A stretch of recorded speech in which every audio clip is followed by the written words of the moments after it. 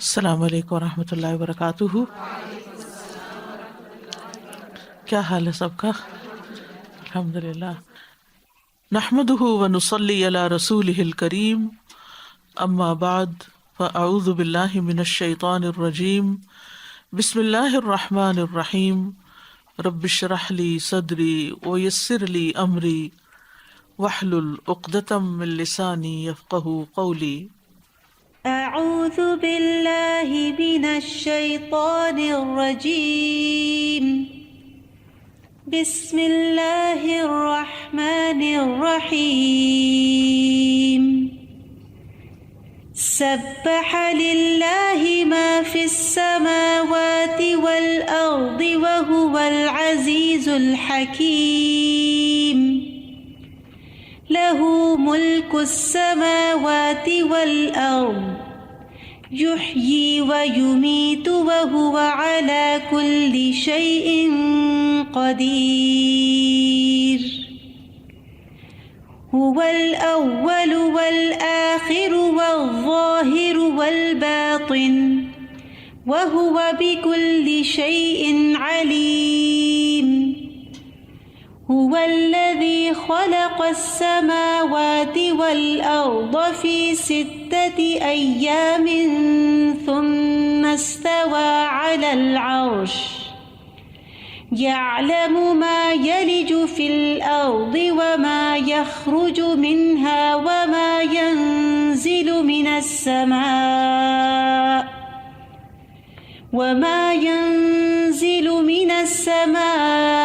وما يعرج فيها وهو معكم أينما كنتم والله بما تعملون بصير، له ملك السماوات والأرض وإلى الله ترجع الأمور، یولج اللیل فی النہار ویولج النہار فی اللیل وہو علیم بذات الصدور،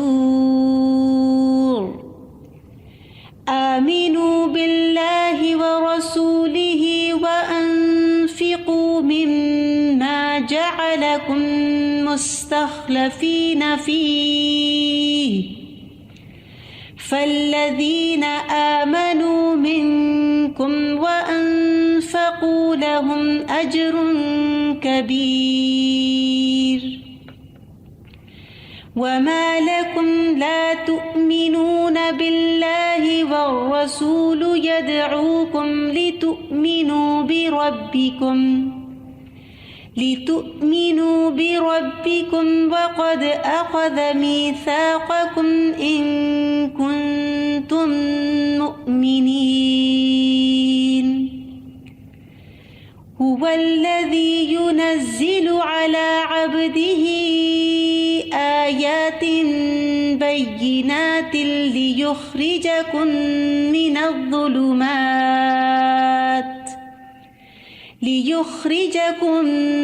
الظلمات إلى النور،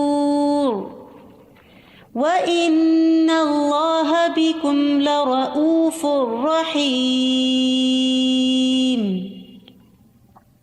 وما لكم ألا تنفقوا في سبيل الله ولله ميراث السماوات والأرض، لا يستوي منكم من أنفق من قبل الفتح وقاتل، أولئك أعظم درجة من الذين أنفقوا من بعد وقاتلوا، وكلا وعد الله الحسنى، واللہ بما تعملون خبیر۔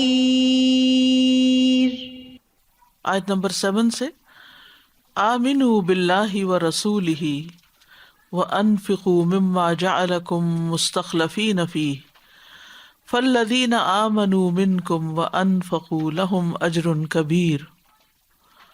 اللہ اور اس کے رسول پر ایمان لاؤ، اور ان چیزوں میں سے خرچ کرو جن میں سے اس نے تمہیں پہلوں کا جانشین بنایا ہے۔ پھر وہ لوگ جو تم میں سے ایمان لائے اور انہوں نے خرچ کیا، ان کے لیے بہت بڑا اجر ہے۔ تو یہاں پر کس چیز کا حکم دیا جا رہا ہے؟ ایمان لانے کا۔ یہ خطاب کوئی نان مسلمز کو نہیں ہے، بلکہ مخاطب مسلمان ہی ہیں کہ جو کلمہ اسلام کا اقرار کر کے ایمان لانے والوں کے گروہ میں شامل ہو چکے تھے، لیکن انہیں مزید ابھارا جا رہا ہے کہ ایمان لانے کے تقاضے پورے کرو۔ اور وہ تقاضے کیا ہیں؟ کہ اس مال میں سے اللہ کے راستے میں خرچ کرو جو اللہ نے تمہیں عطا کیا ہے۔ یعنی اگر تم ایمان لانے کا دعویٰ کرتے ہو تو پھر اس کا تقاضا یہ ہے کہ ایمان تمہیں جس چیز کی دعوت دیتا ہے اس پر بھی لبیک کہو۔ تو یہاں پر کیا فرمایا؟ آمنوا باللہ و رسولہ، اللہ اور اس کے رسول پر ایمان لاؤ۔ اور رسول پر ایمان لانے کا مطلب کیا ہے؟ کہ جو کچھ رسول لے کر آئے ہیں اس پر ایمان لاؤ، اور جو اللہ کے راستے میں وہ مال خرچ کرنے کا تمہیں حکم دیتے ہیں اس مال کو خرچ کرو۔ اور یہاں پر کیا فرمایا؟ مستخلفین فیہ، کہ وہ مال جس کا اللہ نے تمہیں جانشین بنایا، یہ ہمیشہ سے تمہارے پاس نہیں تھا، بلکہ تم سے پہلے کسی اور کے پاس تھا، آج تمہارے پاس ہے محدود عرصے کے لیے، اور پھر اس کے بعد کسی اور کے پاس چلا جائے گا۔ اور یہ نسل در نسل ہوتا چلا آیا ہے۔ مال کسی کے ساتھ بھی وفا نہیں کرتا، کسی کے پاس بھی ہمیشہ نہیں رہتا۔ مال کا جو لفظ ہے عربی میں مال یمیلو کا مطلب ہے دوسرے کی طرف مائل ہو جانا، اور جب کوئی چیز آپ کو چھوڑ کر کسی اور چیز کی طرف مائل ہو گئی تو وہ آپ کی وفادار کب ہے۔ اور ذہب کا لفظ سونے کے لیے استعمال ہوتا ہے تو وہ بھی ذہب سے ہے، جانے والی چیز۔ تو آج جس مال پر تمہیں اختیار دیا، مستخلفین فیہ، جس کے تم جانشین ہو، جو تمہارے اختیار میں ہے، جس پر اللہ نے تمہیں خلیفہ بنایا ہے، تو وہ دیکھ رہا ہے کہ تم اس میں کیا طریقہ اختیار کرتے ہو اور کس طرح اس کو استعمال کرتے ہو، اپنے لیے باعث اجر بناتے ہو یا اپنے لیے باعث وبال بناتے ہو۔ تو وہ لوگ جو ایمان لے آئے، یعنی اللہ کے حکم پہ عمل کر لیا، اللہ نے حکم دیا ایمان لاؤ، وہ لے آئے، منکم تم میں سے، تو انہوں نے کیا کیا؟ وَأَنفَقُوا، مال خرچ کر لیا، انفاق فی سبیل اللہ کیا۔ ان کے لیے کیا ہے؟ زبردست موٹیویشن، لہم اجر کبیر، ان کے لیے بہت بڑا اجر ہے، بہت بڑا اجر ہے۔ ایمان لانا جو ہے بہت افضل عمل بھی ہے۔ ابو ہریرہ رضی اللہ عنہ سے روایت ہے کہ رسول اللہ صلی اللہ علیہ وسلم سے سوال کیا گیا کہ کون سا عمل سب سے افضل ہے، سب سے بہتر ہے؟ آپ نے فرمایا اللہ اور اس کے رسول پر ایمان لانا۔ یعنی یہ صرف ایک حکم کی تعمیل ہی نہیں ہوگی بلکہ بہت بڑا اجر سمیٹو گے۔ اسی لیے کہا نا کہ جو ایمان لائے، جنہوں نے بات مان لی اور خرچ کر دیا، ان کے لیے اجر کبیر ہے، کیونکہ یہ افضل ترین عمل ہے۔ اور خاص طور پر رسول اللہ صلی اللہ علیہ وسلم کو دیکھے بغیر ان پر ایمان لانا، جیسے آج ہم لوگ ہیں۔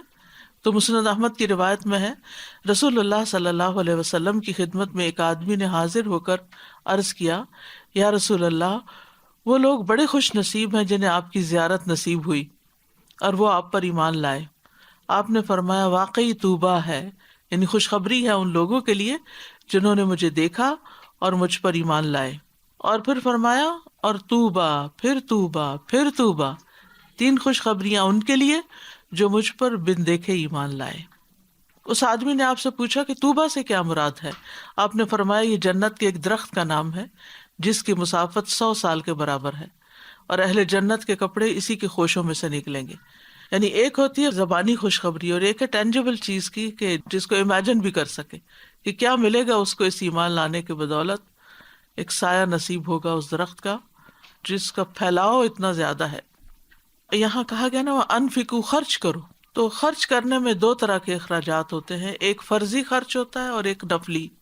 فرض سے مراد تو زکوٰۃ، عشر، صدقات واجبہ جو ہیں، نان نفقہ وغیرہ، اور نفلی خرچ جو ہیں وہ کئی قسم کے ہوتے ہیں، جن میں خاص طور پر 2 بڑے خرچ، جیسے ایک ہے مساکین، فقراء وغیرہ کو دینا، بندوں کی حاجتوں میں دینا، اور دوسرا ہے فی سبیل اللہ دینا، اللہ کے راستے میں، نیکی کے کاموں میں. اور نیکی کے کاموں کا دائرہ بھی بڑا وسیع ہے، جس میں جہاد فی سبیل اللہ سے لے کر دین کی تعلیم، تبلیغ اور نشر و اشاعت، دعویٰ کا کام، مساجد کا بنانا، حج عمرے کے اوپر جانا، اور اسی طرح دین کی پروموشن سے متعلق جتنی بھی چیزیں ہیں وہ سب اس میں آ جاتی ہیں. تو بات یہ ہے کہ انسان کا اصل مال وہی ہے جو وہ اپنے ہاتھ سے خرچ کر جاتا ہے، یا تو جو فرض اس پر عائد ہوتے ہیں اس اعتبار سے، یعنی اپنے فرائض ادا کرتے ہوئے، یا پھر فرائض ادا کرنے کے بعد بھی وہ اپنے نفلی صدقات بھی ادا کرتا رہتا ہے. اور نفلی صدقات میں دونوں جانبوں کو دیکھتا ہے. ہمارے ہاں عام طور پر ٹرینڈ ہے کہ یا ہم غریبوں، فقیروں، مسکینوں کی طرف ہی توجہ رکھتے ہیں، کھانا کھلا دیا ان کو، کپڑا پہنا دیا ان کو، کسی کے گھر بنوا دیا، کسی کا علاج کروا دیا، بہت اچھا. کسی قسم کی بھی کوئی شک والی بات ہی نہیں کہ یہ واقعی بہت بڑا نیکی کا کام ہے. اور خاص طور پر اگر اس سوچ سے انسان کرے کہ جو شخص اپنے مومن بھائی کی مدد میں ہوتا ہے اللہ تعالیٰ اس کی مدد میں ہوتا ہے. یہ نیکی کے کام ہے اور بلا شبہ کرنے کے کام ہے. اور جو لوگ اللہ کے چہرے کی خاطر یہ کرتے ہیں ان کے لیے واقعی بہت بڑا اجر ہے. لیکن ہماری اکثریت جو لوگ انفاق فی سبیل اللہ کرنے والی بھی ہے، وہ نفلی صدقات میں صرف اسی پہلو کو دیکھتی ہے، وہ فی سبیل اللہ کم خرچ کرتے.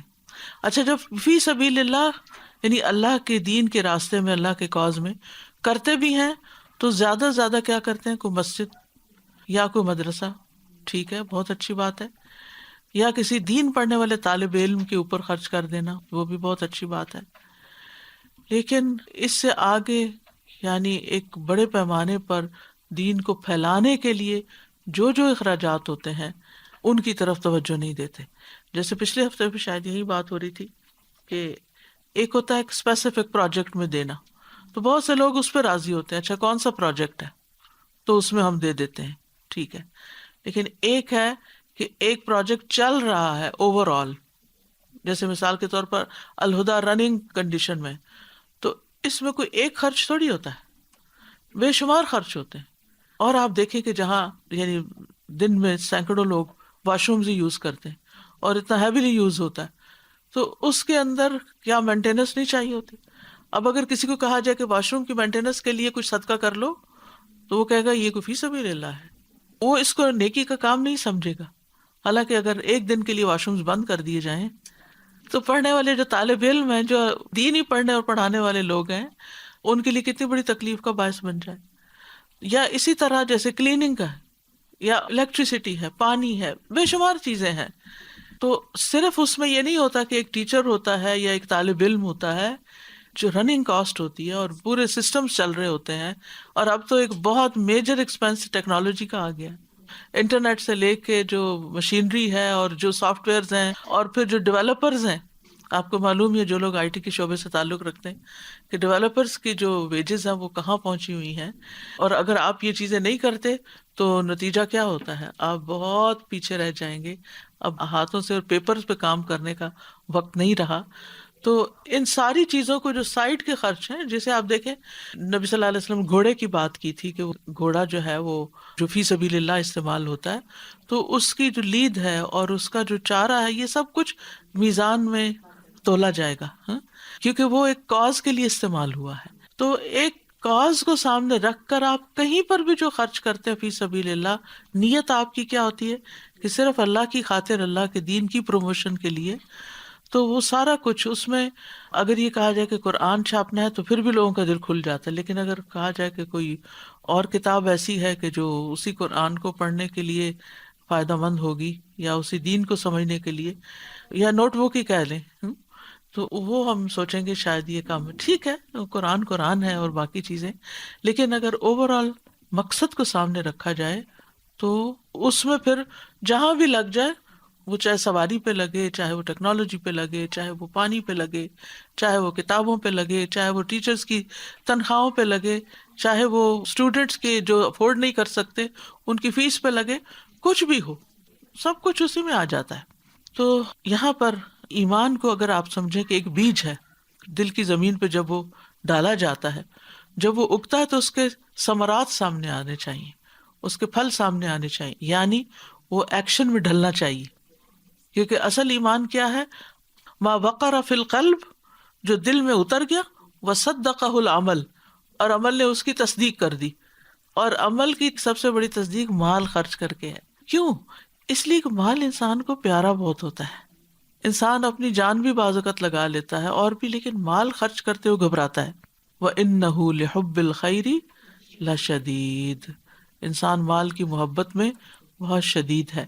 تو جب مال قربان کرتا ہے، اسی لیے آپ دیکھیں جب شادی کرتا ہے تو ایک ذمہ داری لے رہا ہوتا ہے نا ایک عورت کی، تو اس موقع پر مہر دلوایا گیا. پھر نان نفقہ نفقات واجبہ میں سے، یعنی جیسے آپ کے اوپر زکوٰۃ فرض ہے نا، ایسے ہی بیوی اور بچوں کا خرچہ کھانا پینا بھی فرض ہے، وہ بھی دینا ہے آپ کو. لیکن ہمارے یہاں بہت سے مرد حضرات اس چیز کو اپنے اوپر ایک چٹی سمجھتے ہیں اور وہ چاہتے ہیں کہ بیوی خود ہی اپنے لیے کچھ کر لے. تو یہ بڑی زیادتی کی بات ہے. تو اگر آپ کو واقعی بیوی سے محبت ہے اور بیوی سے فائدہ اٹھا رہے ہو تو پھر اس کی ذمہ داری بھی پوری کرنی چاہیے.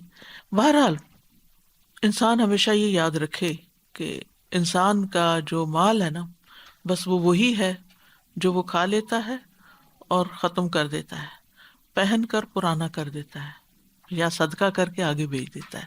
باقی اس کا کچھ بھی نہیں ہے، باقی دوسروں کا ہے. تو یہاں پر کیا فرمایا؟ فَالَّذِينَ آمَنُوا مِنْكُمْ وَأَنفَقُوا لَهُمْ أَجْرٌ كَبِيرٌ، جو لوگ تم میں سے ایمان لے آئے، بات مان گئے، مسلمان تو تھے، ایمان کو یعنی تازہ کیا انہوں نے اپنے. ایمان والوں کو ایمان لانے کا کیوں کہا جا رہا ہے؟ کہ ایمان کے تقاضے پورے کرو. تو پھر کیا ہے ان تقاضوں میں سے؟ نمبر 1 یہ کہ تم اس کے راہ میں خرچ کرو. لہم اجر کبیر، ان کے لیے اجر کبیر ہے، بہت بڑا اجر ہے. کیونکہ انسان وتحبون المال حبا جما، اور مال سے تم محبت کرتے ہو بہت زیادہ محبت. تو جب انسان مال خرچ کرتا ہے تو اس کی جو فضیلت ہے قرآن مجید میں دوسری جگہ پر بھی بتائی گئی ہے. سورۃ الصف میں اللہ تعالیٰ فرماتے ہیں یا ایھا الذین آمنوا هل ادلکم علی تجارۃ تنجیکم من عذاب علیم تؤمنون باللہ ورسولہ وتجاہدون فی سبیل اللہ باموالکم وانفسکم ذالکم خیر لکم ان کنتم تعلمون. یہاں بھی اللہ اور اس کے رسول پر ایمان کی بات ہے، اس کے راستے میں جہاد کی، مال اور جان دونوں لگانے کی. اس جگہ پر صرف مال لگانے کی بات ہے اور وہاں مال اور جان، اپنا وقت، اپنی صلاحیتیں، سب کچھ لگانے کی بات کی جا رہی ہے کہ یہ تجارت سب سے نفع مند تجارت ہے اور یہ کامیابی کا باعث بھی ہے. سورۃ التوبہ میں آتا ہے لیکن الرسول والذین آمنوا معہ جاہدوا باموالہم وانفسہم واولئک لہم الخیرات واولئک ھم المفلحون. لیکن رسول نے اور ان لوگوں نے جو اس کے ہمراہ ایمان لائے اپنے مالوں اور اپنی جانوں کے ساتھ جہاد کیا، اور یہی لوگ ہیں جن کے لیے سب بھلائیاں ہیں اور یہی فلاح پانے والے. وَأُولَٰئِكَ لَهُمُ الْخَيْرَاتُ، ہر طرح کی خیرات ہیں، بھلائیاں ہیں. اور پھر انسان یہ بھی یاد رکھے کہ صرف آخرت میں ہی نہیں، دنیا میں بھی اس کا فائدہ ہوتا ہے. انسان کو کئی بلائیں ٹلتی ہیں اور اطمینان قلب اس کو نصیب ہوتا ہے، اور پھر خرچ کرنے سے مزید رزق میں اضافہ بھی ہوتا ہے. وَمَا أَنفَقْتُم مِّن شَيْءٍ فَهُوَ يُخْلِفُهُ، جو بھی تم خرچ کرو گے وہ اس کے پیچھے اور لے آئے گا. وَهُوَ خَيْرُ الرَّازِقِينَ، اللہ کے راستے میں دینے کا ایک دانہ 700 کے برابر ہوتا ہے، جیسے سورۃ البقرہ میں آتا ہے مَثَلُ الَّذِينَ يُنفِقُونَ أَمْوَالَهُمْ فِي سَبِيلِ اللَّهِ كَمَثَلِ حَبَّةٍ أَنبَتَتْ 7 سَنَابِلَ فِي كُلِّ سُنبُلَةٍ 100 حَبَّةٍ واللہ یضاعف لمن یشاء واللہ واسع علیم. مقصود کیا ہے؟ اس حدیث سے بھی اس کی وضاحت ہوتی ہے. رسول اللہ صلی اللہ علیہ وسلم نے فرمایا جس نے اللہ کی راہ میں کوئی چیز خرچ کی اس کے لیے 700 گنا لکھا جاتا ہے. یعنی عام صدقات کے مقابلے میں فی سبیل اللہ صدقہ کرنا 700 گنا زیادہ اجر لاتا ہے. اچھا، یہ جو مثال دی گئی ہے نا کہ اس میں کہ ایک دانہ تم زمین میں ڈالتے ہو، ایک بس سنگل، اور زمین تمہیں 700 لوٹاتی. اگر زمین تمہیں 700 دیتی ہے تو زمین کا مالک اور رب وہ کتنے گنا دے گا جب تم خالص اس کے لیے دو گے. اجر کبیر کی یہاں بات کر دی گئی نا، 700 کی تو بات ہی نہیں کی. ایک جگہ 700 بتایا گیا، وہ تو منیمم ہے، لیکن اجر کبیر میں تو پھر جتنا چاہے مالک دے، وہ تو آسمانوں اور زمین کا بادشاہ ہے، جیسے اس سورت کے شروع میں آیا۔ آمنوا باللہ ورسولہ وانفقوا مما جعلکم مستخلفین فیہ فالذین آمنوا منکم وانفقوا لهم اجر کبیر۔ اور اگر ہسٹوریکل پرسپیکٹو میں رکھ کے دیکھیں ان آیات کو، تو اس وقت مسلمان جو تھے وہ سخت معاشی مشکلات کا شکار تھے۔ کسی ملک میں ایک دفعہ جنگ ہو جائے تو اس کے بعد کے حالات کیا ہوتے ہیں، اور یہاں مدینہ میں تو پے در پے غزوات تھے، اور اس میں جانیں بھی لگ رہی تھیں اور مال بھی لگ رہے تھے، تو اس لیے مزید ابھارا گیا کہ تم اللہ کے راستے میں خرچ کرو، اور اگر تم کرو گے تو پھر تمہیں بہترین اجر ملے گا۔ السلام علیکم ورحمۃ اللہ وبرکاتہ۔ یہ جو ہم اپنی فیس بھی دیتے ہیں نا، یہ بھی اللہ تعالیٰ کے راستے میں استعمال ہوتی ہے۔ لوگ کئی دفعہ اپنی فیسیں پینڈنگ کرتے کرتے کرتے آخری وقت تک سوچتے رہتے ہیں پتہ نہیں ہم دیں نہ دیں، یا پھر کہتے ہیں ہم رجسٹر ہی نہیں کر رہے، اور اتنا اس کو ایشو بنا لیتے ہیں۔ اب کورسز ختم ہو رہے ہیں ہمارے 3-4 آن لائن، اور اب یاد آ رہا ہے ان کو، اب جب سرٹیفکیٹ لینا ہوگا۔ جی، سرٹیفکیٹ کی وجہ سے تو خالی سرٹیفکیٹ کی بات نہیں ہوتی، بات یہ کہ یہ اللہ کے راستے پہ آپ کا خرچ، اور اگر دے دی ہے فیس اور کنٹینیو نہیں کر سکتے تو اللہ کی پناہ، پھر تو وہ کہتے ہیں یہ جی ہمیں کس طرح ریفنڈ ہو جائے، اور کوئی یونیورسٹی، ٹھیک ہے ان کا حق ہے، وہ اس کو واپس لے کے کہیں اور خرچ کر دیں گے۔ اور عام طور پر ہمارے اخراجات ایک بیسک نیسیسٹیز کے علاوہ کیا ہوتے ہیں، ہم کیا کیا خریدتے ہیں جی، اور کہاں کہاں اپنا مال خرچ کرتے ہیں، ہم سب کو اپنا حساب کرنا چاہیے کہ کہاں کہاں لگاتے ہیں۔ اور پھر آپ دیکھیے کہ ایک دل کی تنگی کے ساتھ دینا، دنیا میں خرچ کرتے ہوئے خوشی سے خرچ کرنا، اور دین کے لیے خرچ کرتے ہوئے دل کی تنگی سے کرنا، اس کا بھی اپنا حساب کر کے اس کی بھی اصلاح کرنی چاہیے کہ ایک چٹی سمجھ کے، یہ اللہ کے راستے میں دینے کو چٹی کون سمجھتے تھے؟ منافقین چٹی سمجھتے تھے، تو اس کو چٹی نہیں سمجھنا چاہیے، یہ جو اللہ کے راستے میں جائے گا۔ اور آپ دیکھیے کہ اگر ہم تھوڑی بہت کنٹریبیوشن، چاہے وہ فیس کی شکل میں ہو، چاہے وہ کسی بھی شکل میں ہو، کنٹریبیوشن کر ہی دیتے ہیں تو کتنا کچھ چلا جاتا ہے۔ اللہ کا وعدہ ہے اجر کبیر بھی، اور واپس بھی اور دے گا، یہ جو جائے گا اس سے زیادہ واپس آئے گا، کیونکہ اللہ کے راستے میں دینے کی ایک برکت ہوتی ہے۔ بالکل۔ اور پھر دنیا کی طرح کا حساب، جو اگر آپ نے دنیا کی جیسے کوئی چیز خریدی ہو تو آپ کے اگر 2 پیسے زیادہ چلے گئے یا کچھ ہے، وہ بھی آپ اتنا زیادہ حساب کرنا اور اس کو بوجھ اسے سمجھنا۔ لڑائی جھگڑا ڈال دینا، ٹھیک ہے انصاف کی بات ہے، جو پالیسیز ہیں اس کے مطابق عمل ہونا چاہیے، وہ کسی کا حق رکھنا بھی نہیں چاہیے، لیکن دونوں طرف سے وسعت قلبی کا مظاہرہ بھی ہونا چاہیے ہمیشہ، جب بھی 2 فریق معاملہ ہوں، کہ ہمیشہ اللہ ہمیں دینے والوں میں رکھے اور خوش دلی سے دے، خوش دلی سے، کہ کسی کا حق رہ نہ جائے بلکہ اس کے حق سے زیادہ ہی اس کی طرف جائے، کیونکہ ہمارا معاملہ اس شخص کے ساتھ نہیں ہے، یہ معاملہ اللہ کے ساتھ ہے جس سے ہم نے ریٹرن لینا ہے۔ سر جی، جو آپ نے مثال پیش کی نا کہ دل کی زمین پہ ایمان کا بیج جیسے ڈالا جاتا ہے، تو میں سوچ رہی تھی کہ ہم کوئی پودا بھی اگر اگانا چاہتے ہیں، اگر وہ کوئی بہت قیمتی پودا ہے، تو ہم کتنا میک شیور کرتے ہیں کہ زمین میں کسی قسم کی کوئی ویڈز نہ ہو، کوئی اور چیز اس میں شامل نہ ہو، زیادہ پانی نہ چلا جائے، پانی کم نہ رہ جائے، بالکل، تو کتنا ہم اس کے لیے کیئرفل ہوتے ہیں۔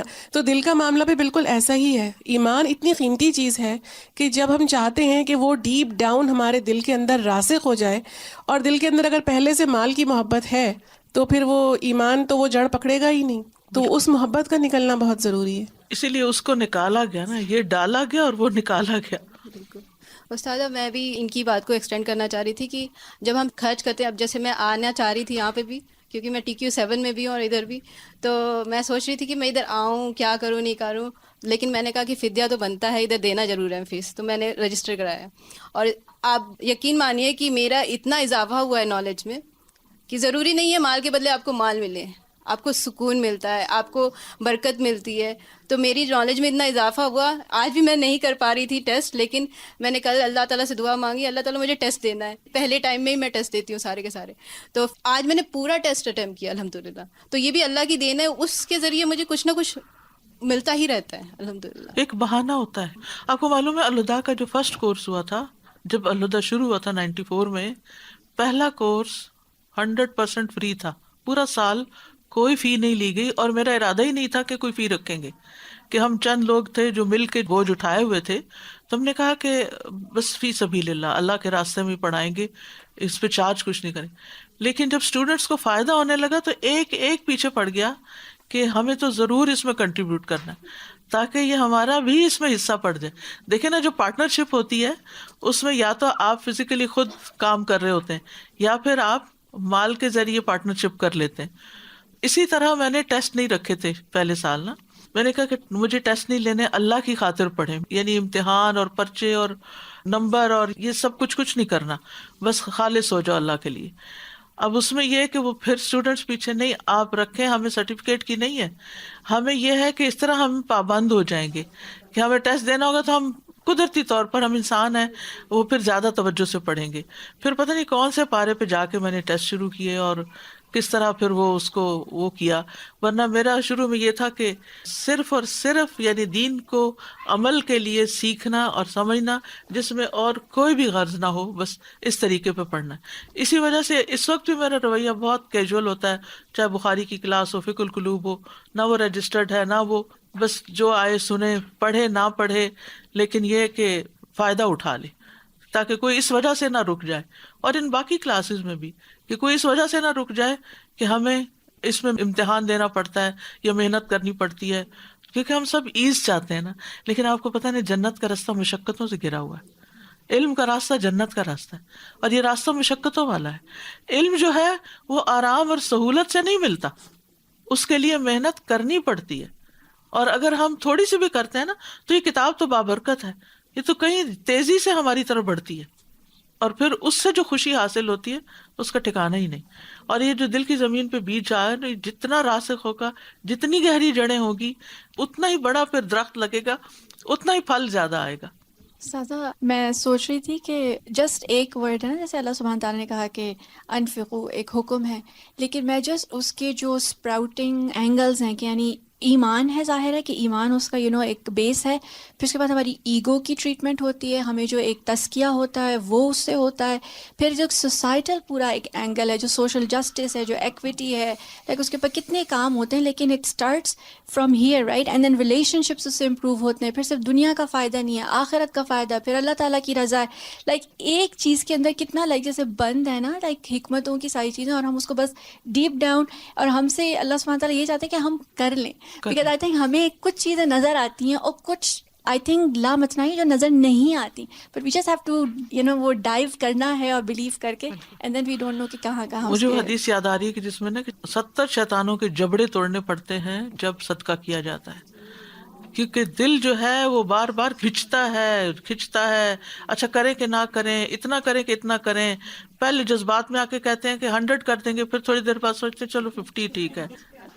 آیت نمبر 8 وَمَا لَكُمْ لَا تُؤْمِنُونَ بِاللَّهِ وَالرَّسُولُ يَدْعُوكُمْ لِتُؤْمِنُوا بِرَبِّكُمْ وَقَدْ أَخَذَ مِيثَاقَكُمْ إِن كُنتُم مُؤْمِنِينَ. اور تمہیں کیا ہے، تم اللہ پر ایمان نہیں لاتے جبکہ رسول تمہیں دعوت دے رہا ہے کہ اپنے رب پر ایمان لاؤ، اور یقیناً وہ تم سے پختہ عہد لے چکا ہے اگر تم ایمان لانے والے ہو. وَمَا لَكُمْ، پھر کیا ہے تمہیں، یعنی کون سی چیز ہے وہ جو تمہیں ایمان لانے سے روکتی ہے. حالانکہ رسول اللہ صلی اللہ علیہ وسلم جو سب سے افضل رسول ہیں، اللہ کی طرف سے داعی الی اللہ ہیں، وہ تمہیں اللہ کی طرف بلا رہے ہیں. لِتُؤْمِنُوا بِرَبِّكُمْ، تاکہ تم اپنے رب پر ایمان لاؤ. وہاں ہے آمنوا باللہ، اور یہاں لِتُؤْمِنُوا بِرَبِّكُمْ، رب، یعنی آخر تم کیوں نہ ایمان لاؤ جبکہ وہ تمہارا رب ہے. رب کون ہوتا ہے؟ خالق، مالک، مدبر، یعنی جس نے تمہیں پیدا کیا ہے، جو تمہیں رزق روزی دیتا ہے، جو تمہارے سارے معاملات چلاتا ہے. تم کیا اس رب پر ایمان نہیں لاؤ گے؟ وَقَدْ أَخَذَ مِيثَاقَكُمْ، حالانکہ تحقیق اس نے تم سے پختہ عہد لے لیا ہے، لے چکا ہے. یہ کون سا عہد ہے؟ عہد الست کی طرف اشارہ ہے.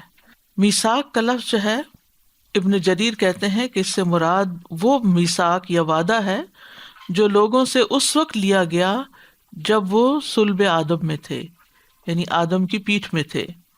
مسند احمد کی روایت میں آتا ہے نبی صلی اللہ علیہ وسلم نے فرمایا اللہ تبارک و تعالی نے آدم علیہ السلام کی پشت میں موجود تمام اولاد سے نعمان یعنی میدان عرفات میں عہد لیا تھا. پھر اللہ نے ان کی صلب سے ان کی ساری اولاد نکالی جو اس نے پیدا کرنی تھی اور اسے اپنے سامنے چھوٹی چھوٹی چیونٹیوں کی شکل میں بکھیر دیا. پھر ان کی طرف متوجہ ہو کر ان سے کلام کیا اور فرمایا الست بربکم قالوا بلا شہدنا ان تقولوا یوم القیامۃ انا کنا عن ھذا غافلین او تقولوا انما اشرک آباؤنا من قبل وکنا ذریۃ من بعدہم افتہلکنا بما فعل المبطلون. سورۃ الاعراف کی آیت نمبر 172 اور 173 میں اس میثاق کا ذکر ہے. آیت کا مطلب ہے کہ اس وقت جب اللہ تعالیٰ نے آدم کی اولاد کو پھیلا دیا تھا تو ان سے مخاطب ہو کے فرمایا کیا میں تمہارا رب نہیں ہوں؟ انہوں نے کہا کیوں نہیں؟ یہ گواہی اس لیے لے لی تاکہ تم قیامت کے دن یہ نہ کہہ سکو کہ ہم تو اس سے بے خبر تھے، یا تم یہ کہنے لگو کہ ہم سے پہلے ہمارے آباء و اجداد نے بھی شرک کیا تھا اور ہم ان کے بعد ان کی اولاد تھے، تو کیا تو ہمیں باطل پرستوں کے عمل کی وجہ سے ہلاک کرے گا؟ یعنی ہمارے بڑوں نے شرک کیا اس لیے ہم شرک کرتے رہے. تو بہرحال ہم یہ وعدہ اپنے رب سے کر چکے ہیں کہ ہم آپ پر ایمان لائیں گے. اللہ کو ہم رب کہہ چکے ہیں. اور پھر آپ دیکھیے کہ رسول اللہ صلی اللہ علیہ وسلم کے ساتھ بھی لوگوں نے بیعت کی تھی یا ان کے سامنے آ کر ایمان لانے کا وعدہ کیا تھا، یہ ایمان لائے تھے. فرمایا وما لکم لا تؤمنون باللہ والرسول یدعوکم لتؤمنوا بربکم وقد اخذ میثاقکم ان کنتم مومنین. اگر ہو تم مومن، یعنی اگر تم مومن ہو تو پھر تمہیں یہ کام ضرور کرنا چاہیے. وما لكم لا تؤمنون بالله والرسول يدعوكم لتؤمنوا بربكم وقد أخذ ميثاقكم إن كنتم مؤمنين. اچھا، میثاق کا ایک معنی یہ بھی کیا جاتا ہے جس کا ذکر سورۃ المائدہ میں آتا ہے وَاذْكُرُوا نِعْمَتَ اللَّهِ عَلَيْكُمْ وَمِيثَاقَهُ الَّذِي وَاثَقَكُمْ بِهِ إِذْ قُلْتُمْ سَمِعْنَا وَأَطَعْنَا. یعنی جب انسان مسلمان ہوتا ہے اور کہتا ہے سمعنا وَأَطَعْنَا تو یہ بھی ایک عہد ہو جاتا ہے. اور پھر وَاتَّقُوا اللَّهَ إِنَّ اللَّهَ عَلِيمٌ بِذَاتِ الصُّدُورِ.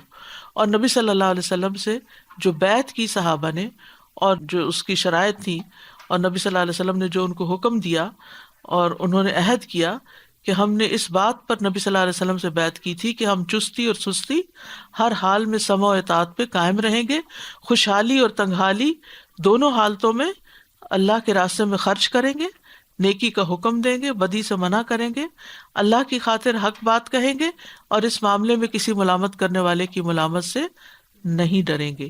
یہ مسند احمد کی روایت میں آتا ہے. بہرحال عہد سے مراد نمبر 1 عہد الست ہے اور نمبر 2 بندگی کا وہ عہد جو اللہ اور اس کے رسول کی اطاعت کا شعوری عہد جو ہر مسلمان ایمان لا کر اپنے رب سے باندھتا ہے. ہر شخص جب مسلمان ہوتا ہے تو وہ اس وقت یہ ایک عہد کرتا ہے کہ میں اللہ اور اس کے رسول کی بات مانوں گا. هو الذی ينزل علی عبدہ آیات بینات لیخرجکم من الظلمات الی النور وَإِنَّ اللَّهَ بِكُمْ لَرَؤُوفٌ الرَّحِيمٌ. وہی ہے جو اپنے بندے پر واضح آیات اتارتا ہے تاکہ تمہیں اندھیروں سے روشنی کی طرف نکالے، اور بلا شبہ اللہ تم پر یقیناً بے حد نرمی کرنے والا نہایت مہربان ہے. تو اللہ سبحانہ تعالیٰ کا یہ لطف و کرم ہے کہ اس نے صرف رسول کی دعوت پر اکتفا نہیں کیا بلکہ آیات بینات کے ذریعے، واضح معجزات کے ذریعے سے رسول صلی اللہ علیہ وسلم کی تائید کی، اور جو کچھ رسول صلی اللہ علیہ وسلم لے کر آئے اس کی صداقت کے واضح دلائل پیش کیے. تو اسی لیے کیا فرمایا هو الذی ينزل علی عبدہ آیات بینات. اللہ ہی ہے جو اپنے بندے پر واضح آیات اتارتا ہے. کیوں اتارتا ہے؟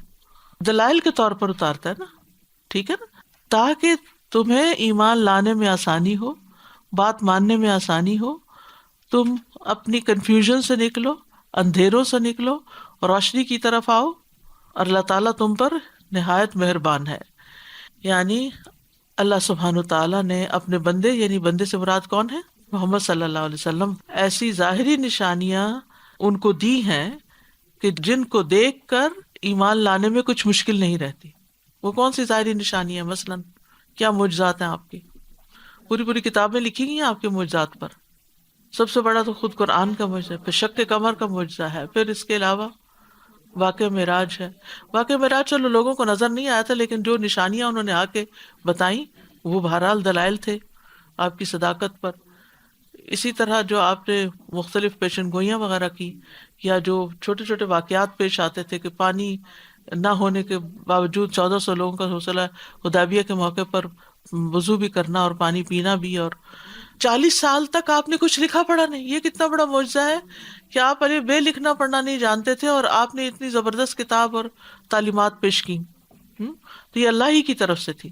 تو آیات بینات میں بہت ساری نشانیاں آ جاتی ہیں کہ جو بندوں کو، اگر انسان تعصب کے بغیر، تعصب کی اینک اتار کے دیکھے رسول اللہ صلی اللہ علیہ وسلم کی زندگی کو، آپ کے سارے واقعات اور سیرت کو، تو اس کو ایمان لانے میں کچھ مشکل نہیں ہوتی.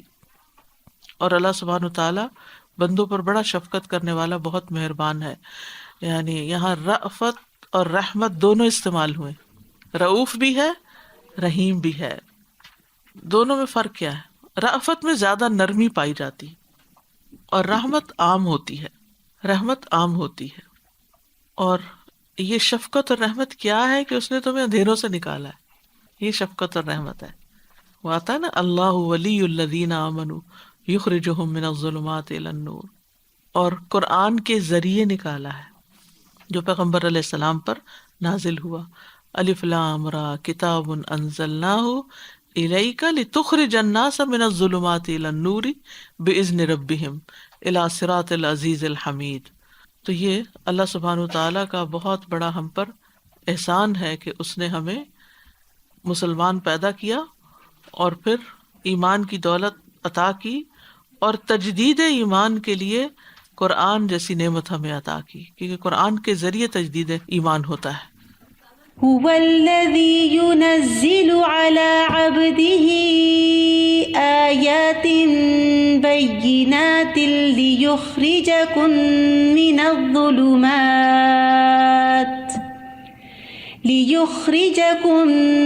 الظلمات إلى النور وَإِنَّ اللَّهَ بِكُمْ لَرَءُوفٌ رَحِيمٌ. اچھا، ایک اور چیز یہ بھی یاد رکھیے کہ رأفت جو ہوتی ہے نا، باپ کی طرف سے ہوتی ہے، اور رحمت ماں کی طرف سے ہوتی ہے. رحم ماں کا ہوتا ہے نا، تو ماں باپ اپنے بچے کے ساتھ اتنی بھلائی نہیں کرتے جتنی تمہارے رب نے تمہارے ساتھ کی، کہ تمہاری ہدایت کا انتظام کیا اور تمہیں روشنیاں عطا کی.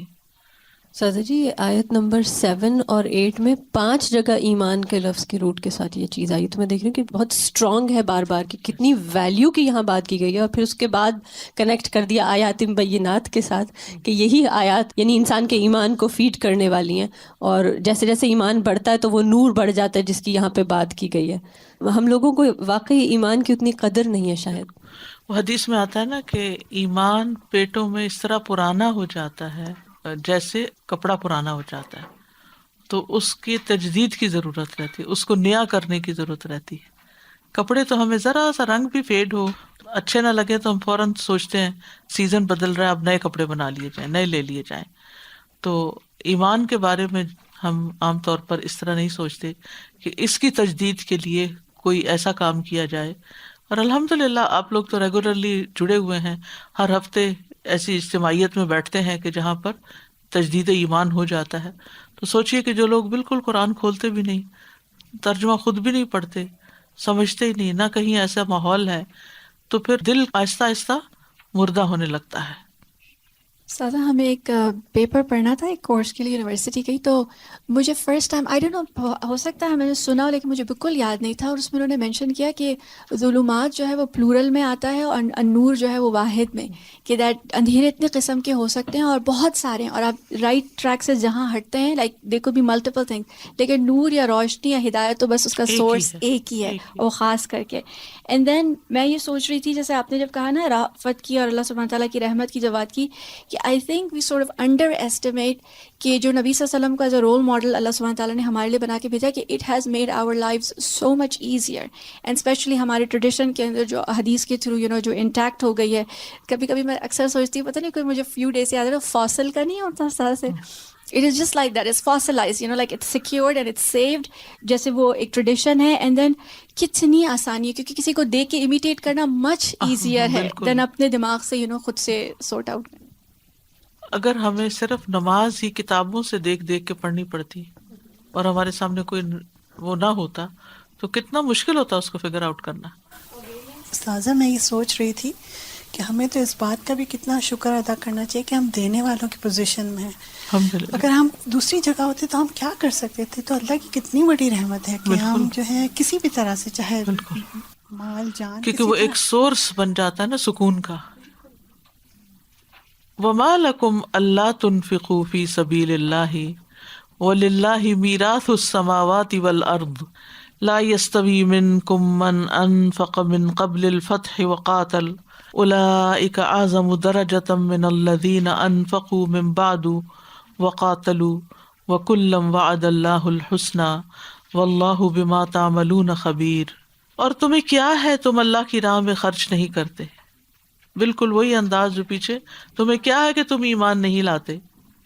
دو چیزوں کا حکم دیا گیا تھا، ایمان لاؤ اور خرچ کرو، تو پھر کوشچن کیا گیا کہ آخر کیوں نہیں ایمان لاتے اور آخر کیوں نہیں تم خرچ کرتے، جبکہ آسمانوں اور زمین کی میراث اللہ ہی کے لیے ہے۔ تم میں سے جس نے فتح صلح حدیبیہ سے پہلے خرچ کیا اور جنگ کی، اور یہ عمل بعد میں کرنے والوں کے برابر نہیں، یہ لوگ درجے میں ان لوگوں سے بڑے ہیں جنہوں نے بعد میں خرچ کیا اور جنگ کی، اور ان سب سے اللہ نے اچھی جزا کا وعدہ کیا ہے، اور اللہ اس سے جو تم کرتے ہو خوب باخبر ہے۔ وَمَا لَكُمْ، یعنی کیا رکاوٹ ہے تمہارے لیے، کون سی چیز منع کرتی ہے کہ اللہ کے راستے میں خرچ نہیں کرتے؟ یعنی اس میں سب وہ چیزیں شامل ہیں جن میں اللہ نے خرچ کرنے کا حکم دیا، کیونکہ فی سبیل اللہ کے کلمات عام ہیں۔ تو ایک تو وہ تھا نا کہ جس میں اپنی جان پر خرچ کرنا، بیوی پہ خرچ کرنا، اہل و عیال پہ خرچ کرنا، فقیروں یتیموں پہ خرچ کرنا، اور دوسرا اللہ کے راستے میں جہاد میں خرچ کرنا، تعلیم پہ خرچ کرنا۔ تو یہ ساری چیزیں جو ہیں ان سب جگہوں پر یعنی خیر کے کاموں میں خرچ کرنا جو ہے یہ اللہ تعالیٰ کے نزدیک پسندیدہ ہے۔ تو تمہیں کیا ہے، کیا چیز مانے ہے کہ تم بھلائی کے راستوں میں خرچ نہیں کرتے جبکہ کوئی چیز تمہاری ملکیت میں نہیں، بلکہ للہ میراث السماوات والارض، آسمان و زمین کی میراث اللہ ہی کی ہے۔ یعنی یہ سارے مال تمہارے ہاتھ سے نکل جانے والے ہیں یا تم انہیں چھوڑ کر چلے جاؤ گے، پھر حقیقی مالک تو صرف اللہ رب العالمین ہی ہے۔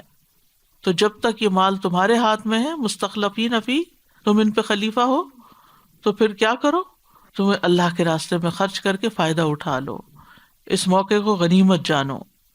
اب دیکھیے کہ اللہ کے لیے میراث کا مطلب کیا ہے؟ ایک انسان فوت ہوتا ہے تو اس کے بچے اس کا مال بانٹ لیتے، پھر بچے فوت ہوتے تو اس کے بچے، پھر اس کے، تو آخری جنریشن فوت ہوگی تو مال کہاں جائے گا؟ جس کا ہے اسی کے پاس چلا جائے گا، اللہ ہی کے پاس، باقی تو صرف اللہ ہی کا نام بچے گا۔ کل من علیہا فان ویبقی وجہ ربک ذو الجلال والاکرام۔ تو دیکھا یہ جا رہا ہے کہ جب تک جس ڈیوریشن میں یہ ہمارے ہاتھ میں ہے تو ہم اس کے ساتھ کیا کرتے ہیں، اور پھر اس میں بھی درجے ہیں کہ کب خرچ کیا، کہاں خرچ کیا، کتنا خرچ کیا، کس نیت سے خرچ کیا۔ تو اس میں سے ایک چیز کیا ہے، لا یستوی منکم من انفق من قبل الفتح وقاتل، تم میں سے جس نے فتح سے پہلے خرچ کیا اور جنگ کی وہ برابر نہیں ہو سکتے۔ کس کے برابر نہیں ہو سکتے؟ جو بعد میں خرچ کریں۔ اولئک اعظم درجۃ من الذین انفقوا من بعد، یہ لوگ درجے میں ان لوگوں سے بڑے ہیں جنہوں نے بعد میں خرچ کیا۔ تو اس سے یہ پتہ چلتا ہے کہ حالات اور مواقع کے اعتبار سے بھی ایک عمل دوسرے عمل پر فضیلت رکھتا ہے. جیسے جمعہ کا دن باقی دنوں پہ فضیلت رکھتا ہے، رمضان کا مہینہ باقی مہینوں پر فضیلت رکھتا ہے، حج کے ایام جو ہیں وہ باقی پورے سال پہ فضیلت رکھتے ہیں. اسی طرح لیلۃ القدر کی عبادت باقی راتوں پر فضیلت رکھتی ہے، حرم کے اندر کی عبادت باقی جگہوں کے مقابلے میں فضیلت رکھتی ہے. پھر جتنا خلوص زیادہ ہوتا ہے، جتنا آپ کا عمل زیادہ خالص ہوتا ہے. اور پھر یہاں جس چیز کی بات کی گئی ہے نا، وہ ہے کب کس چیز کی ضرورت تھی اور تم آگے بڑھ گئے، تم بنیادوں میں پڑ گئے. اب اس کے اوپر جتنی بھی عمارت کھڑی ہے ساری کا اجر تمہیں ہے کیونکہ تم بنیادوں میں تھے. اچھا، عام طور پہ یہ ہوتا ہے کہ جب کوئی نیکی کا کام کرنے کا وقت آتا ہے نا، تو کوئی آپ کو کہتا ہے کہ میں یہ پروجیکٹ شروع کرنے جا رہا ہوں یا میں یہ کام شروع کرنے جا رہا ہوں، تو کون ہے جو میرا ساتھ دے مثلا. تو اس میں ہوتا یہ ہے کہ انسان کہتا ہے اچھا ایسی دیوانگی کی بات لگتی ہے، کرنے دو اس کو، ذرا دیکھتے ہیں، ابھی ذرا یہ میچیور ہو جائے، پروجیکٹ میچیور ہو جائے تو پھر ہم بھی دیکھ لیں گے، پھر خرچ کر لیں گے، ابھی ذرا ٹھہر کے سوچ سمجھ کے. ٹھیک ہے، انسان کو دیکھنا بھی چاہیے کہ واقعی جو دعوت دے رہا ہے آپ کو وہ کتنا جینون ہے اور وہ اس کو کرنے کے قابل بھی کتنا ہے. لیکن بعض مواقع ایسے ہوتے ہیں کہ جہاں خرچ کرنے سے نہ آپ کا نام کہیں پتہ چلتا ہے، نہ آپ کا ذکر کہیں ہوتا ہے، نہ کوئی آپ کی تعریف کرنے والا ہوتا ہے، نہ کوئی آپ کا شکریہ ادا کرنے والا ہوتا ہے. تو اس وقت انسان کو خرچ کرنا اور مشکل لگتا ہے. جہاں آپ کے نام کا ٹیگ کہیں لگنا ہو یا تختی کہیں لگنی ہو تو وہاں انسان کہتا ہے چلو میرا نام لگ گیا یہاں، تو ایک اکنالجمنٹ ہوگی، ایک خوشی کی بات ہو گئی. دکھاوے کے لیے خرچ کرنا آسان ہوتا ہے. دکھاوے کے لیے آپ دیکھیں شادیوں میں کیسا کیسا خرچ ہوتا ہے، مقابلے پہ کیسا کیسا خرچ ہوتا ہے. اگر کسی قبیلے کا کوئی سردار ہے اور اس کے پاس جو گاڑی ہے اگر کسی دوسرے شخص نے ویسی لے لی تو اب اس کی تو لہائی، پنجابی میں کہتے ہیں لہائی ہو گئی، یعنی وہ نیچا ہو گیا. اب چاہیے اپنی زمینیں بیچے، اس کو اس سے بڑی گاڑی لے کر آنی ہے تاکہ شان و شوکت میں اضافہ. تو ہم اپنے کمفرٹ کے لیے، اپنے شان و شوکت کے لیے، اپنی خواہشات کی تکمیل کے لیے، اپنے بچوں کی خوشی کے لیے دل بھر کے خرچ کرتے چلے جاتے ہیں. لیکن دین کے لیے جب دینے کی باری آتی ہے تو پھر ہاتھ سکڑ جاتے ہیں، پھر ہم حساب کتاب میں پڑ جاتے ہیں. جہاں ہماری ایموشنل اٹیچمنٹ ہوتی ہے وہاں پھر بھی ہم خوشی سے خرچ کرتے ہیں. لیکن اگر ہمیں اللہ سے محبت ہو اور اللہ کے دین سے محبت ہو تو پھر فی سبیل اللہ خرچ کرنے میں ہمیں کوئی مشکل نہیں ہونی چاہیے. اب یہاں یہ جس واقعے کا ذکر کیا گیا ہے فتح سے پہلے اور فتح کے بعد، تو اس میں فتح سے مراد انا فتحنا لک فتحا مبینا، راجہ رائے یہی ہے کہ اس سے مراد صلح حدیبیہ ہے، جب رسول اللہ صلی اللہ علیہ وسلم اور قریش کے درمیان صلح کا معاہدہ ہوا تھا. یہ در حقیقت بہت بڑی فتح تھی کیونکہ اس وجہ سے پھر اسلام کی بہت نشر و اشاعت ہوئی تھی، دور دور تک اسلام پھیلا تھا، مسلمانوں اور کفار کے درمیان میل جول ہو گیا، صلح جو ہو گئی، اور مخالفت کے بغیر اب دین کی دعوت کا دور شروع ہوا تھا. اب تک مخالفت کا دور تھا، اور پھر اس کے بعد آہستہ آہستہ لوگ فوج در فوج دین میں شامل ہونے لگے، داخل ہونے لگے. پھر فتح مکہ ہو گیا، پھر بڑے بڑے سردار مسلمان ہو گئے، پھر ان کی تائید مسلمانوں کو مل گئی. تو اس پر آپ دیکھیے کہ ایک وہ طبقہ ہے جو فتح مکہ کے موقع پہ مسلمان ہوا ہے، اور ایک وہ ہے جو مکہ میں اس وقت مسلمان ہوا تھا جب جسمانی اور ذہنی اور جذباتی اذیتیں دی جا رہی تھی. تو ان دونوں کی قربانیاں ایک جیسی تو نہیں ہو سکتی، اس لیے کیا فرمایا گیا کہ یہ دونوں برابر نہیں ہو سکتے. وَكُلًّا وَعَدَ اللَّهُ الْحُسْنَى، اللہ نے سب سے اچھا وعدہ کر رکھا ہے. یہ بھی ایک بڑی خوبصورت بات ہے کہ جو بھی ایمان والا ہے اللہ کے ہاں قابل قدر ہے، کیونکہ اس میں بڑے ریگریٹس بھی ہوتے ہیں نا، ہائی اتنی لیٹ ایج میں پتہ چلا، کاش پہلے پتہ چلتا، ارلی شروع کر لیتے، بچپن میں ہی ہمیں کوئی پڑھا دیتا، تو اتنی دیر سے یہ سب کچھ کیوں ہوا. تو جو بعد میں آنے والے ہیں ان سے بھی اللہ راضی ہے. کلن وعد اللہ الحسنى، دونوں کے لیے اجر ہے، دونوں کے لیے بہترین انجام ہے. لیکن obviously جو جتنی محنت کرتا ہے، جتنی کوشش کرتا ہے، اس کا درجہ اپنی جگہ ہے. واللہ بما تعملون خبیر، تو جو بھی تم کرتے ہو اللہ تعالیٰ اس سے خوب باخبر ہے. بہرحال پھر یہاں پر جس چیز کی طرف توجہ دلائی گئی ہے وہ ہے اللہ کے راستے میں خرچ کرنے کی اہمیت. سورۃ البقرہ میں بھی آتا ہے وَأَنفِقُوا فِي سَبِيلِ اللَّهِ وَلَا تُلْقُوا بِأَيْدِيكُمْ إِلَى التَّهْلُكَةِ وَأَحْسِنُوا إِنَّ اللَّهَ يُحِبُّ الْمُحْسِنِينَ، اور اللہ کے راستے میں خرچ کرو اور اپنے ہاتھوں کو ہلاکت کی طرف مت ڈالو، اور نیکی کرو، بے شک اللہ نیکی کرنے والوں سے محبت رکھتا ہے۔ ایک کھجور بھی دینا اللہ کے راستے میں نجات کا باعث ہے، اور جو خرچ کرتا ہے اللہ سبحانہ وتعالیٰ اس پر خرچ کرتا ہے۔ رسول اللہ صلی اللہ علیہ وسلم نے فرمایا، اللہ سبحانہ وتعالیٰ نے مجھ سے فرمایا خرچ کرو تم پر خرچ کیا جائے گا، اور رسول اللہ صلی اللہ علیہ وسلم نے فرمایا اللہ کا دایاں ہاتھ بھرا ہوا ہے، دن رات عطا کی بارش برسانے والا ہے، اس میں کوئی چیز کمی نہیں کرتی۔ کیا تم نے دیکھا نہیں کہ آسمانوں اور زمین کی تخلیق سے لے کر اب تک اس نے کتنا خرچ کیا؟ جو کچھ اس کے دائیں ہاتھ میں ہے اس عطا نے اس میں کوئی کمی نہیں کی، پھر بھی بھرا ہوا ہے۔ اسی طرح آپ صلی اللہ علیہ وسلم نے حضرت بلال سے فرمایا کہ بلال خرچ کیا کرو اور عرش والے کی جانب سے مفلسی سے نہ ڈرا کرو۔ یہ جو مفلسی کا ڈر ہوتا ہے نا، یہ نہیں خرچ کرنے دیتا کہ یہ اگر میں نے دے دیے تو پھر میرا کیا بنے گا، پھر کیا ہوگا۔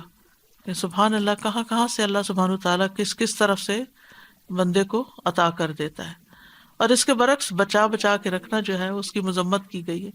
ٹھیک ہے، اتنا انسان بچائے کہ اس کی ضروریات پوری ہوں، اس کو دوسروں کے سامنے ہاتھ نہ پھیلانا پڑے، لیکن اپنی ضروریات پوری کرنے کے بعد اور ایک اطمینان کی زندگی بسر کرنے کے بعد بھی آپ دیکھیں عام طور پر مزید مال جمع کرنے ہی کی حرص ہوتی ہے۔ ریٹائرمنٹ کے بعد بھی کوشش یہی ہوتی ہے کہ وہ جو زندگی کا پہلا کمفرٹیبل لیول تھا اس میں کمی نہ آئے، اپنا کچھ وقت بھی خیر کے کاموں میں والنٹیئر کرنے کی بجائے پھر کوشش یہی ہوتی ہے کہ کچھ مال آ جائے، اپنے لیے نہیں بھی تو چلو اولاد کے لیے، اولاد نہیں تو اولاد کی اولاد، کیونکہ جب تک بندہ 60 کو پہنچتا ہے ریٹائرمنٹ کی ایج کو تو بچوں کے بچے بھی جوان ہو چکے ہوتے ہیں، پھر ان کی شادیوں کی فکر لگ جاتی ہے جو کہ ان کے والدین کی ذمہ داری ہے، لیکن ہم بے وجہ وہ ذمہ داریاں اپنے اوپر لے لیتے ہیں۔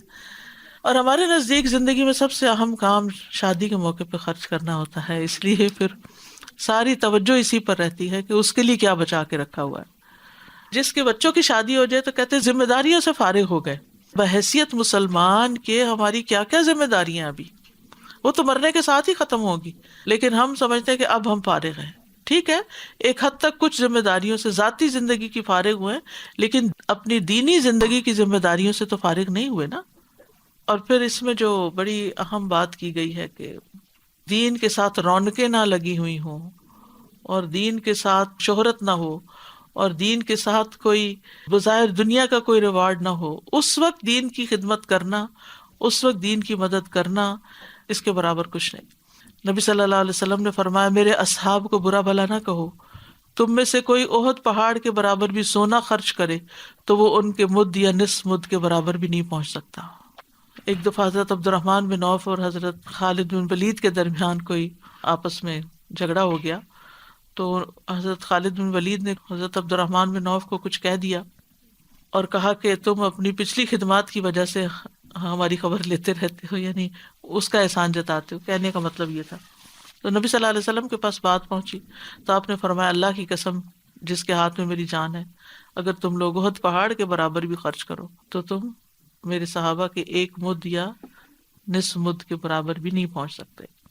بہرحال کلًا وعد اللہ الحسنی، اللہ نے ہر ایک سے بھلائی کا ارادہ کیا، اور حسنہ سے مراد جنت بھی ہے اور قبولیت بھی ہے اور اجر و ثواب بھی ہے۔ وما لكم ألا تنفقوا في سبيل الله ولله ميراث السماوات والأرض لا يستوي منكم من أنفق من قبل الفتح وقاتل أولئك أعظم درجة من الذين أنفقوا من بعد وقاتلوا وكلا وعد الله الحسنى والله بما تعملون خبير۔ یہ کتنی پاورفل بات ہے، واللہ بما تعملون خبیر، جو کچھ تم کر رہے ہو نا، جو تمہارے دل کے خیالات ہیں، سوچے ہیں، عمل ہیں، سب اللہ کو پتا ہے، وہ سب جانتا ہے۔ سادہ یہ والی آیت پڑھتے ہوئے تو بس مجھے سورہ رحمان اور وہ 2 باغ اور اس کے علاوہ 2 باغ اور پھر جو ہے سورہ الواقعہ میں السابقون اور اصحاب الیمین، مجھے لگا جیسے بالکل پریکٹیکل ایک ایگزامپل نہیں ہے ہسٹورک، اس سے ہمارے سے لائک واقعی بہت فرق ہے نا، جو اس وقت کرتے ہیں اس میں بہت ڈفرینس آتا ہے، لیکن پھر رافت اور رحمت یہ ہے کہ ہر ایک کے لیے حسنہ ہے انشاءاللہ۔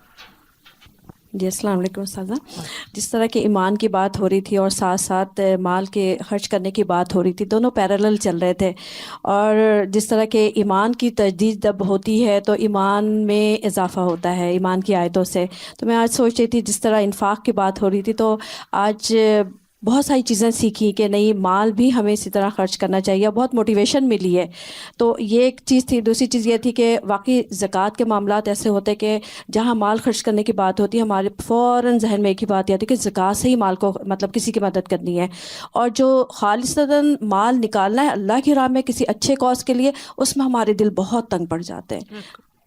استاذہ جی مجھے بس یہ ذہن میں آ رہا ہے کہ جیسے ماں اور باپ، رحمت اور شفقت جب بات آئی، اور پھر یہ کہ انفاق، اب انہی کو لوٹاتے ہوئے آپ کو اتنی تکلیف ہو رہی ہے، تو جس طرح اللہ سبحانہ و تعالیٰ اگر عطا نہ کرتے تو ہمارے پاس ہوتا نہیں، اور جب اب ہمیں دینے کی باری آتی ہے تو ہمارا دل اتنا تنگ ہو جاتا ہے اللہ کی راہ میں دینے اللہ کی راہ میں دینے سے، تو ایسا ہوتا ہے کہ اگر ہماری ماں ہی ہم سے کچھ مانگے تو کیا ہم ایسا کریں گے کبھی؟ بالکل۔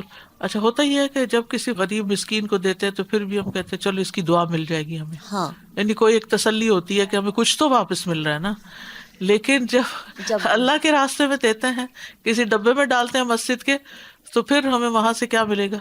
کوئی دیکھ بھی نہیں رہا۔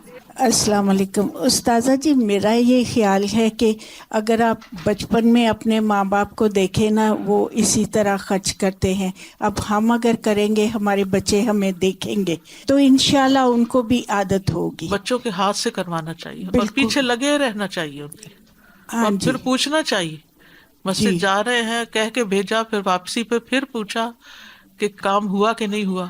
جی، $5 ہاتھ میں دے کہ جی بیٹا آپ نے ڈالنا ہے۔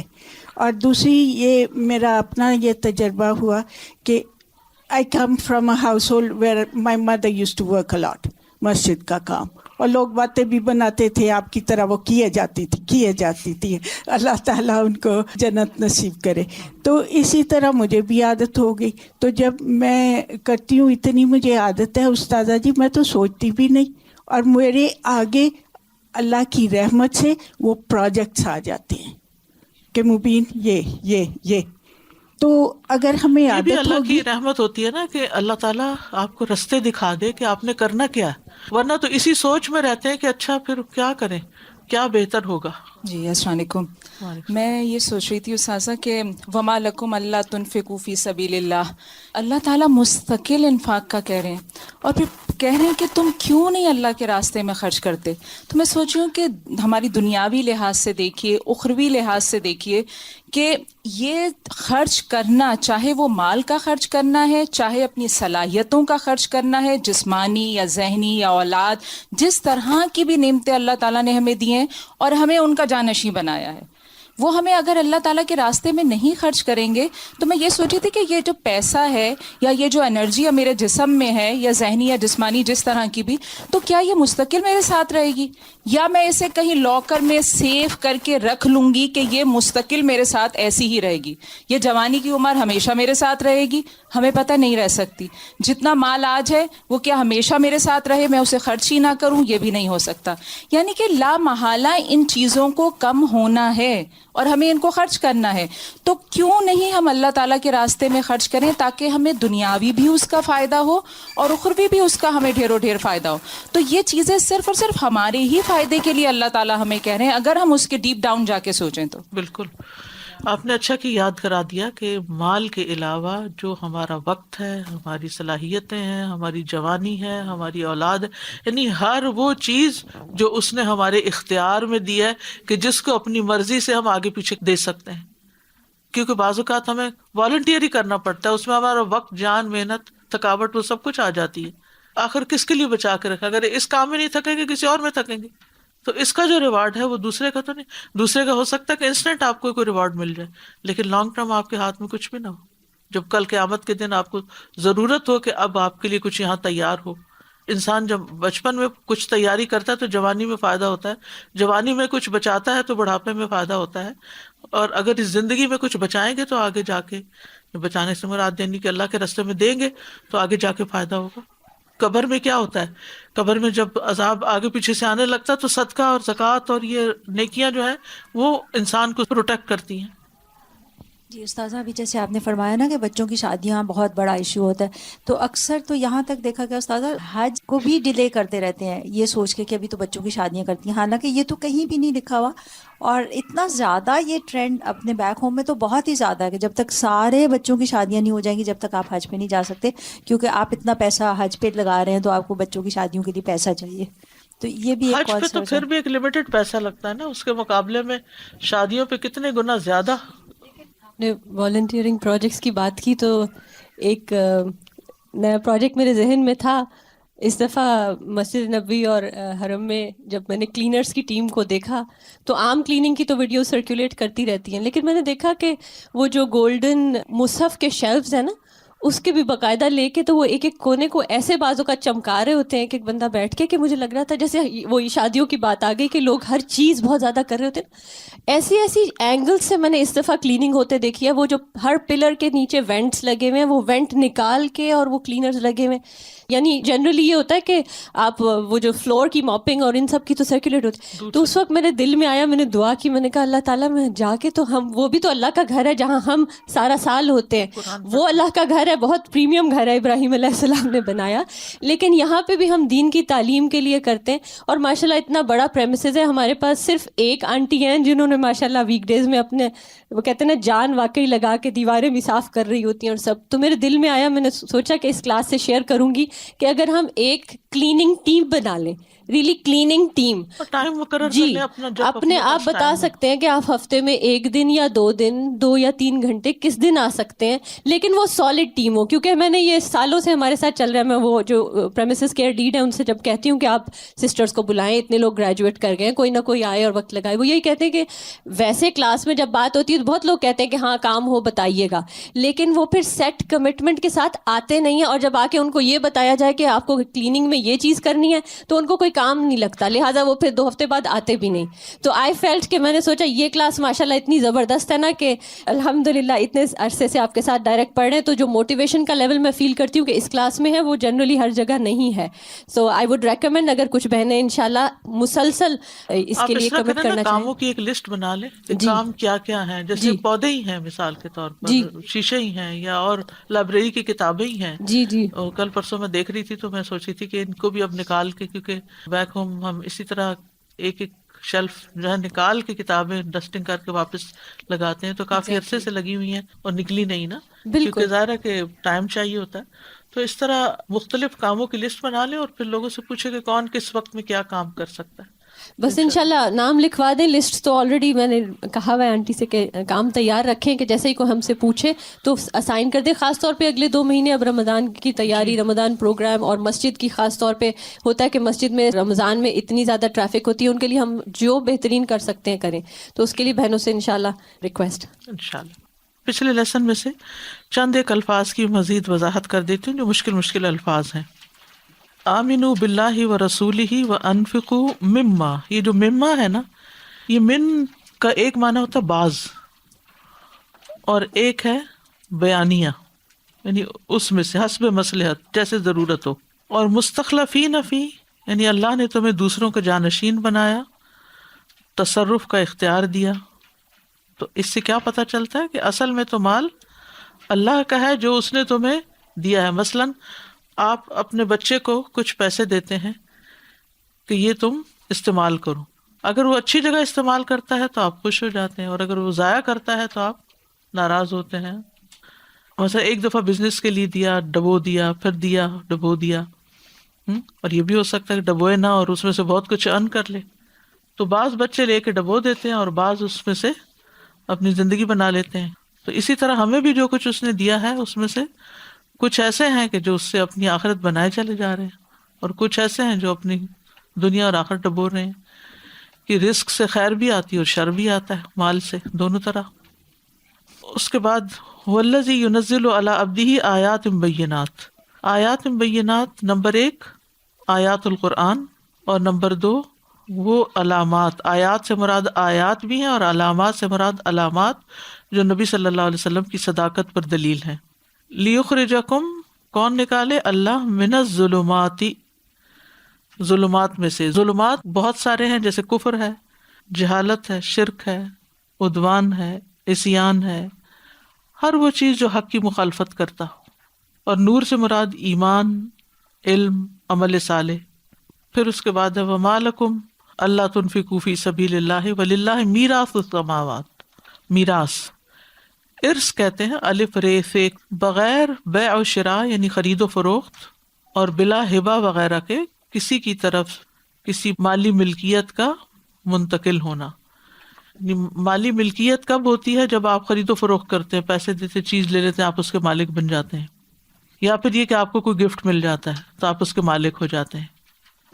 لیکن جو مال میت کی طرف سے ملتا ہے، میت کے جانے کے بعد، وہ آپ خریدتے نہیں ہیں اور اسی طرح وہ آپ کو گفٹ بھی نہیں ہوتا، اس کو پھر ارث کہتے ہیں، میراث کہتے ہیں. متروکہ مال، بلا عوض اور بغیر مشقت کے کسی چیز کا مالک ہو جانا، یعنی یہ وراثت سے ہے. یہ لفظ لفظی ترجمہ آیت نمبر 11 سے.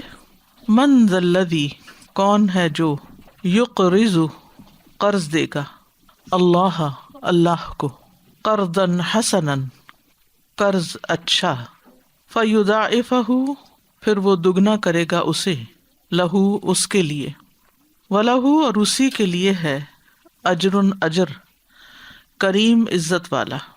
یوم جس دن، ترا آپ دیکھیں گے، المؤمنین مومن مردوں کو، والمؤمنات اور مومن عورتوں کو، یسعی دوڑتا ہوگا، نورہم نور ان کا، بین ایدیہم ان کے آگے آگے، وبایمانہم اور ان کے دائیں جانب، بشراکم خوشخبری ہے تمہیں، الیوم آج کے دن، جنات ایسے باغات کی، تجری بہتی ہیں، من تحتہا ان کے نیچے سے، الانہار نہریں، خالدین ہمیشہ رہنے والے ہیں، فیہا ان میں، ذالک یہی ہے، ہوا وہ، الفوز کامیابی، العظیم بہت بڑی.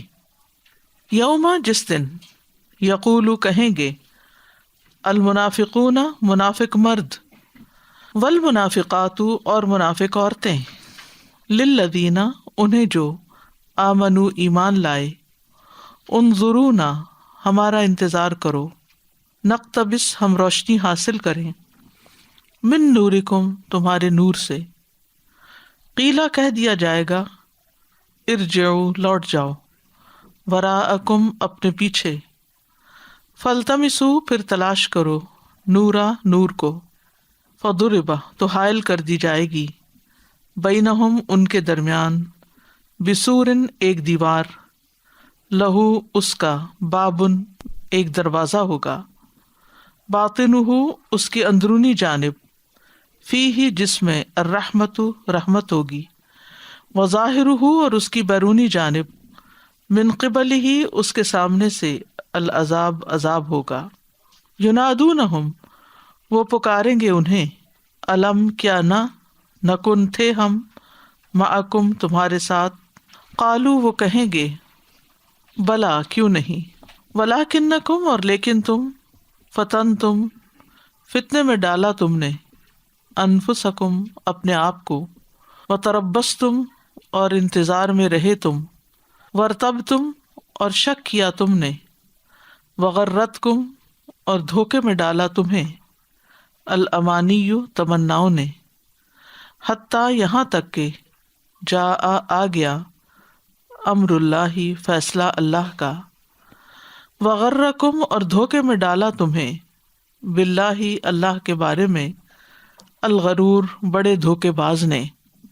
فالیوم تو آج، لا یؤخذ نہ لیا جائے گا، منکم تم سے، فدیتن کوئی فدیہ، ولا اور نہ، من الذین ان لوگوں سے جنہوں نے، کفروا کفر کیا، مأواکم ٹھکانہ تمہارا، النار آگ ہے، یا وہی مولاکم دوست ہے تمہاری، وبئس اور کتنی بری ہے المصیر لوٹنے کی جگہ۔ علم کیا نہیں، یعنی وقت آیا، للذین ان کے لیے جو آمنو ایمان لائے، ان کے تخشع جھک جائیں، قلوبہم دل ان کے، لذکر اللہ اللہ کے ذکر کے لیے، وما اور جو نزل نازل ہوا، من الحق حق میں سے، ولا اور نہ یکونو وہ ہو جائیں، کالذین ان لوگوں کی طرح جو اوتو دیے گئے، الکتابہ کتاب، من قبل اس سے قبل، فطال تو طویل ہو گئی، علیہم ان پر، الامد مدت، فقست تو سخت ہو گئے، قلوبہم دل ان کے، وکثیر اور اکثر، منہم ان میں سے، فاسقون نافرمان ہیں۔ اعلموا جان لو، انا بے شک اللہ اللہ، یحیی زندہ کرتا ہے، الارض زمین کو، بعد موتہا اس کی موت کے، قد تحقیق، بینا بیان کر دی ہم نے، لکم تمہارے لیے، الآیاتی آیات، لعلکم تاکہ تم، تعقلون تم عقل سے کام لو۔ ان المصدقین بے شک خوب صدقہ کرنے والے مرد، والمصدقات خوب صدقہ کرنے والی عورتیں، واقرضوا اور جنہوں نے قرض دیا، اللہ کو، قرضاً قرض، حسناً اچھا، یضاعف دگنا کیا جائے گا، لہم ان کے لیے، ولہم اور انہی کے لیے ہے، اجر اجر، کریم عزت والا۔ والذین اور وہ جو آمنو ایمان لائے، باللہ اللہ پر، ورسلہ اور اس کے رسولوں پر، اولئک یہی لوگ ہیں، ہم وہ، الصدیقون جو سچے ہیں، والشہداء اور گواہی دینے والے ہیں، عند ربہم اپنے رب کے پاس، لہم انہی کے لیے ہے، اجرہم ان کا اجر، ونورہم اور ان کا نور، والذین اور جنہوں نے، کفروا کفر کیا، وکذبوا اور جھٹلا دیا، بآیاتنا ہماری آیات کو، اولئک یہی لوگ ہیں، اصحاب ساتھی، الجحیم جہنم کے۔ من ذا الذي يقرض الله قرضا حسنا فيضاعفه له وله أجر كريم يوم ترى المؤمنين والمؤمنات يسعى نورهم بين أيديهم وبأيمانهم بشراكم اليوم جنات تجري من تحتها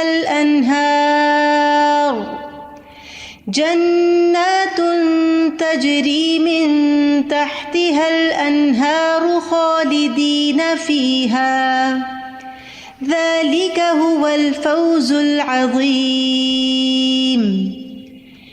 يوم يقول المنافقون والمنافقات للذين آمنوا انظرونا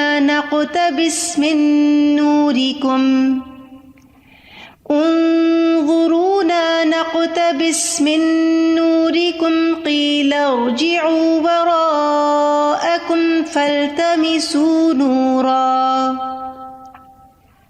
فضرب بينهم بسور له باب باطنه فيه الرحمة وظاهره من قبله العذاب ينادونهم ألم نكن معكم قالوا بلى ولكنكم فتنتم أنفسكم وتربصتم وارتبتم وغرتكم الأماني حتى وغرتكم الأماني حتى جاء أمر الله وغركم بالله الغرور فاليوم لا يؤخذ منكم فدية ولا من الذين كفروا مأواكم النار هي مولاكم وبئس المصير ألم يأن للذين آمنوا أن تخشع قلوبهم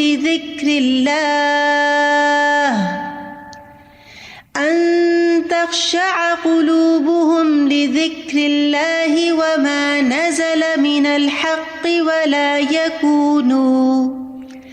ولا يكونوا كالذين أوتوا الكتاب من قبل فطال عليهم الأمد فقست قلوبهم وكثير منهم فاسقون اعلموا أن الله يحيي الأرض بعد موتها قد بينا لكم الآيات لعلكم تعقلون